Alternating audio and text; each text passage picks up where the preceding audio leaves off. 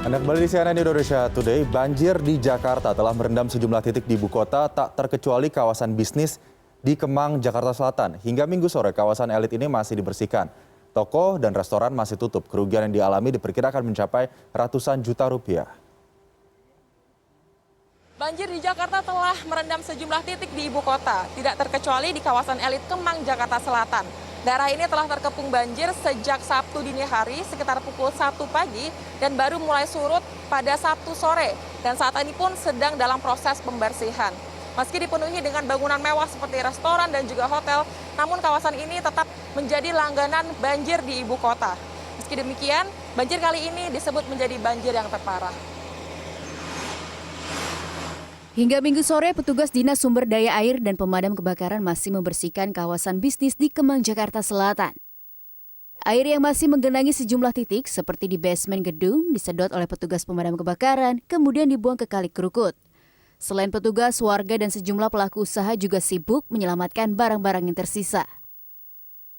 Restoran Tamani, Kemang, Jakarta Selatan salah satu tempat yang terendam air.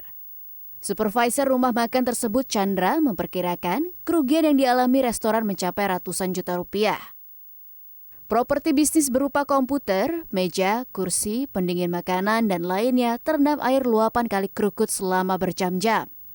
Ruangan dalam restoran penyedia santapan ala barat ini digenangi air setinggi paha orang dewasa atau kurang lebih 1 meter. Ya, kita nggak sempat buat evakuasi barang-barang yang ada di resto. Mau nggak mau paginya baru saya kesini lagi, udah hancur semua barang-barangnya. Kalau untuk yang rusak banyak, mulai dari barang mentahnya itu juga banyak yang sebagian rusak. Untuk seperti CPU, komputer itu juga banyak yang rusak karena posisinya tenggelam semua. Terus untuk meja, sofa itu rata-rata rusak semua. Paling tinggal yang besi-besi aja yang nggak rusak. Meja-meja jati kita ngambang semua, rusak semua. Seperti tisu semua itu nggak bisa diselamatin. Untuk kerugian ya sekitar ratusan lah. Tak banyak yang bisa dilakukan, sejumlah toko dan restoran pun memilih berhenti beroperasi sementara hingga kondisi benar-benar membaik. Saat ini upaya menyelamatkan barang-barang dan properti bisnis terus dilakukan. Namun, upaya membersihkan gerai dari sisa lumpur akibat banjir tersebut terkendala saluran listrik dan air yang padam. Pada saat yang sama, Gubernur DKI Jakarta Anies Baswedan mengunjungi Jalan Raya Kemang, Jakarta Selatan. Gubernur melihat kondisi beberapa kafe dan juga Kali Krukut. Ia menyampaikan apresiasi kepada para petugas pemadam kebakaran, Dinas Sumber Daya Air, hingga masyarakat DKI Jakarta yang telah bekerja sama menanggulangi banjir sehingga genangan air di Jakarta tidak berlangsung lama. Sekarang sudah mulai sudah kering semuanya, jadi mudah-mudahan nanti masyarakat bisa segera beraktivitas kembali. Saya kesini untuk memastikan, menyaksikan dari dekat dan menyampaikan apresiasi kepada teman-teman yang bertugas all out.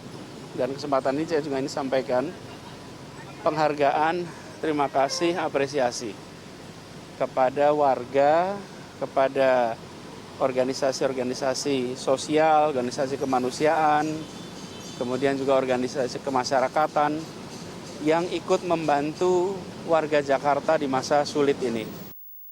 Menurut Gubernur Anies, pemerintah Provinsi DKI Jakarta telah menyiapkan tempat tinggal sementara bagi warga yang terkena dampak banjir. Saat ini masih ada 10 tempat pengungsian yang masih aktif. Sebelumnya ada 44 tempat pengungsian yang tersedia. 10 tempat tersebut memfasilitasi kebutuhan harian hingga masyarakat dapat berkegiatan kembali. Putih Vanfudi, Imam Muhairib, Jakarta. Ya, banjir seakan jadi permasalahan klasik di ibu kota Jakarta yang selalu melanda tiap tahunnya. Bukan hanya permukiman warga, banjir juga merendam wilayah-wilayah yang menjadi lokasi strategis bagi pusat kegiatan bisnis di Jakarta dan sekitarnya. Banjir besar yang kembali melanda Jakarta pekan kemarin membuat pelaku usaha yang terdampak kian terpuruk. Kami bahas bersama Sarman Simanjorang, Wakil Ketua Dewan Pertimbangan Kadin DKI Jakarta. Selamat pagi Bang Sarman, apa kabar? Selamat pagi Mas Aldi, salam sehat dan semangat selalu. Salam sehat dan semangat selalu. Bang Sarman, banjir ini bisa dikatakan musibah tahunan, namun 2 tahun belakangan memang di Jakarta cukup parah ya. Tahun ini catatan dari Kadin bagaimana? Catatan kami memang begini, memang kalau kita lihat banjir tahun 2020 dengan 2021 ini kalau kita bandingkan memang lebih parah yang tahun 2020. Hanya memang untuk tahun 2021 ini adalah lokasi-lokasi yang tadinya tidak terkena banjir, saat ini banjir dasarnya luar biasa. Ya katakanlah seperti misalnya jalan tol ya. Tol itu dulu-dulu nggak seperti parah begitu. Nah kalau kemarin kita lihat banyak sekali masyarakat yang terjebak sampai bertahan di sana berjam-jam tidak bisa lewat. Nah kemudian juga salah satu tempat kuliner yang paling top di Jakarta, Kemang, ini juga menurut hemat kami tidak separah tahun ini parah sekali. Kalau dibanding yang tahun-tahun yang lalu tidak begitu, tapi kali ini memang kita lihat sangat dahsyat sekali. Jadi artinya bahwa apapun kalau yang namanya banjir di Jakarta pasti akan sangat-sangat mempengaruhi berbagai aktivitas usaha dan bisnis di DKI Jakarta. Nah untungnya Mas Aldi bahwa banjir kemarin ini di hari Sabtu, jadi nggak bisa kita bayangkan kalau itu terjadi hari kerja, itu udah semakin banyak kerugian kita. Tapi yang jelas memang di masa seperti saat ini, tanpa banjir pun pelaku-pelaku usaha udah sangat-sangat berat ya. Tapi dengan adanya banjir kemarin itu, nah tentu sangat-sangat berdampak terutama kepada sektor-sektor perdagangan, Mas Aldi. Gitu. Oke, Bang Sarman, kalau kita melihat ini banjir yang kemarin terjadi juga sampai melumpuhkan sektor-sektor strategis seperti jalan dan lain-lain begitu. Tapi kalau melihat banjir yang tiap tahunnya terjadi, bagaimana sebetulnya mitigasi soal banjir yang terjadi tiap tahun di DKI Jakarta kemudian disampaikan kepada para pelaku usaha? Ya, jadi memang kan setiap banjir, kita kan dari pelaku usaha juga pasti melakukan suatu evaluasi ya. Jadi artinya kita sangat-sangat berharap agar kiranya ke depan pemerintah dalam hal ini, pemerintah DKI Jakarta, pemerintah pusat melalui PU maupun daerah-daerah penyangga ibu kota, bagaimana mampu mengendalikan dan mengurangi daripada dampak banjir ini. Kami melihat memang sudah ada perubahan. Contoh misalnya banjir tahun ini kita lihat di daerah-daerah strategis di DKI Jakarta seperti misalnya daerah-daerah Glodok misalnya, daerah Kelapa Gading yang selama ini juga menjadi pusat perdagangan kita, mungkin daerah-daerah di Selipi misalnya. Nah, kita lihat praktis tidak begitu signifikan banjirnya kemarin. Malah ini pindah, artinya ada perbaikan. Akan tetapi mungkin apakah dari sisi pemeliharaan yang harus konsisten misalnya, kemudian juga bagaimana agar tanggung jawab daripada daerah-daerah penyangga, karena bagaimanapun air yang mengalir itu kan datangnya dari hulu, yaitu ada dari Bogor, dari Depok, ya kan. Jadi artinya ini harus semakin ditingkatkan sehingga Betul. apa? Sebaik apapun pembangunan drainase di DKI Jakarta, tapi kalau kiriman air itu dari hulu itu masih tinggi, tentu memang ini juga menjadi satu kendala. Jadi ini harus simultan gitu, bahwa tanggung jawab banjir ini bukan hanya tanggung jawab DKI Jakarta, akan tetapi juga di sana juga adalah daerah-daerah penyangga. Jadi ketika ada perbaikan di DKI Jakarta, seharusnya juga harus diikuti juga dengan perbaikan-perbaikan yang signifikan di daerah-daerah penyangga, Mas Aldi gitu. Baik, Bang Sarman, ini saya ingin mengetahui sebetulnya ada tidak sih sistem seperti early warning atau peringatan dini bagi lokasi-lokasi strategis pusat bisnis begitu di Jakarta, kemudian yang bisa memitigasi adanya datangnya banjir sehingga bisa meminimalisir terjadinya risiko-risiko kerugian besar akibat banjir yang terjadi tiap tahun ini? Sebenarnya kalau di kawasan-kawasan perdagangan itu sebenarnya ada. Cuman kan yang jelas bahwa datangnya banjir ini kan nggak bisa dipastikan. Contoh misalnya kalau kita lihat kejadian pada tahun 2020, malah itu pas tahun baru Mas itunya, gitu loh. Pas tahun baru. Nah biasanya orang berpikir bahwa menjelang Imlek biasanya banjir itu akan datang. Nah kadang-kadang memang ramalan cuaca ini yang tidak menentu. Nah, sehingga kadang-kadang ya pengusaha-pengusaha kita kan tidak begitu bisa memastikan gitu kapan banjir itu datang. Katakanlah seperti tahun ini misalnya ya, orang kan tidak menyangka bahwa banjir ini akan terjadi pas di awal-awal Februari, ya kan? Jadi seperti ini. Tapi yang jelas memang bahwa pengusaha-pengusaha sudah siap sebenarnya mengantisipasi banjir ini. Kadang-kadang yang saya katakan tadi, kapan waktunya ini menjadi suatu pertanyaan gitu Mas Adi. Jadi kapan waktunya itu masih belum tepat. Tapi kalau kita bicara soal kerugian, Bang Sarman melihat bagaimana tempat-tempat yang terdampak banjir, lokasi-lokasi strategis yang terkena begitu, dan juga mungkin kegiatan produktivitas yang akhirnya terhenti karena adanya banjir ini, bisa tidak sih dikalkulasikan sebetulnya berapa rupiah kerugian yang dialami oleh sektor usaha pada banjir di tahun 2021 ini? Gini Mas Aldi, terus terang kalau tahun yang lalu kan kami bisa membuat suatu kalkulasi atau hitung-hitungan perkiraan. Waktu itu kan tahun yang lalu kita perkirakan hampir mencapai 1 triliun ya. Tapi untuk tahun ini Mas Aldi, terus terang pertama ini kan kondisi yang tidak normal. Artinya bahwa saat ini kita masih pada posisi masa pandemi.